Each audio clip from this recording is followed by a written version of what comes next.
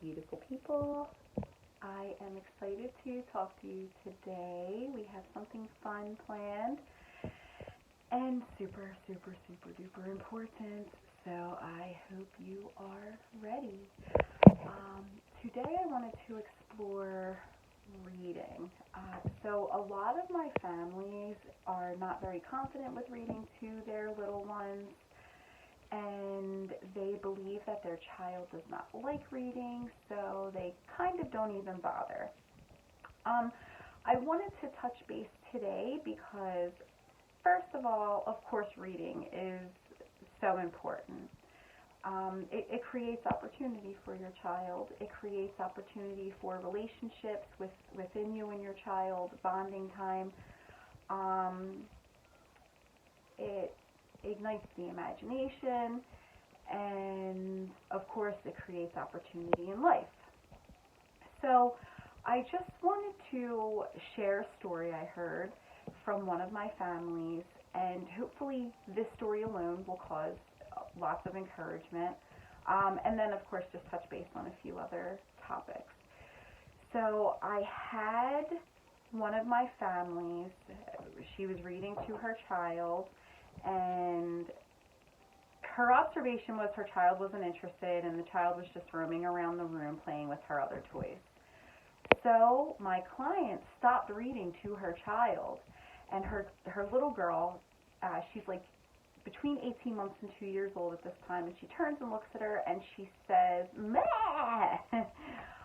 My client understood that her daughter did not want her to stop reading that book, and that she was listening this entire time, even though she was busy with other things. And you might see this sometimes with the TV. So your child might have the TV on, but they're walking around playing with other things, snacking and climbing things and making a mess and torturing people and just having a good old blast. So it's the same idea. Her child was doing the same thing.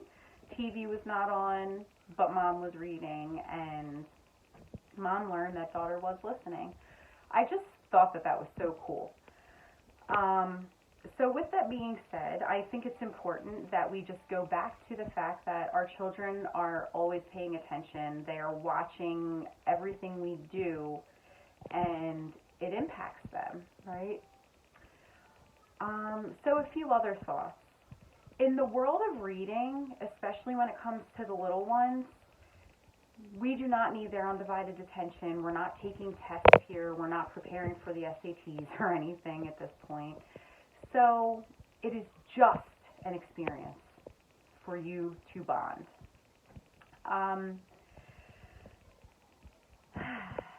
With that being said, enjoy this time. Sit down, relax. If the child wants to sit with you, then create that opportunity of snuggle time and bonding, skin to skin connection, like physical connection. If it is not a time that your child wants to sit, then you just relax and you enjoy that moment of relaxation and reading to your child while your child just plays in the background. If your child does want to sit, they do not have to pay attention to every single page. You do not have to finish this book. You do not have to finish every word. You do not have to look at every picture.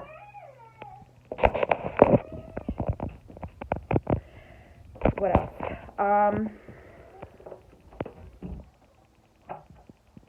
Hi, did you lock yourself out?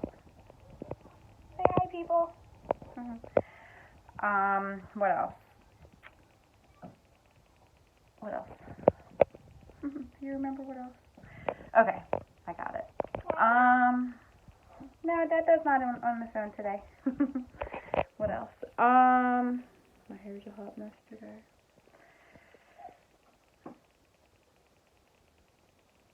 Okay, I'm back. So, we are going to use reading as an opportunity to explore letters and pictures, things that you know for sure your child is interested in. Like if your child's working on dog right now, then you're going to focus on the dogs in the book, and you can point to the dog on every single page. If your child loves balloons right now, you can point to the balloons. what's important here is just the connection and to let your child lead. If they want to just flip the pages, let them flip the pages. If they just want to open and close the book, let them open and close the book. These are all opportunities for development. When you look at the ASQ, even, the ASQ asks, does your child flip pages in the book? And do they explore things? So it's okay to let your child explore books. Of course, there are board books for the earlier ages and stages. There are also like non-destructible books that they can like eat, spill food on. They can't rip or tear. You can throw them in the washer, and they are essentially child-proof. I have put my family's kids to the test, my own kids to the test, and we haven't destroyed a book yet, so it's pretty impressive. Definitely look them up. I will link that below. But ultimately, if your concerns are that your child is not into reading, that might be true. I know my son never really got into reading. He enjoyed the picture books, and he did listen to me read, and he would play and, roll all over the house. But for himself, it did not plant the seed for wanting to be like an avid reader on his own, which is okay. He can read. He is a very skilled reader, and he does enjoy books when he has to read them for school, but he is not a reader on his own. He will not pick up a book and read it, and when I buy him books for holidays, I usually wind up reading them and donating them. Anything else? So, sum it up. No pressure. Are you stuck? No pressure. They can read the book and access the information on that book how it is best for them at the time, whether it is reading it, looking at the pictures, doing a seek and find, just picking out words and letters that they know. What's up, Sugar Pie?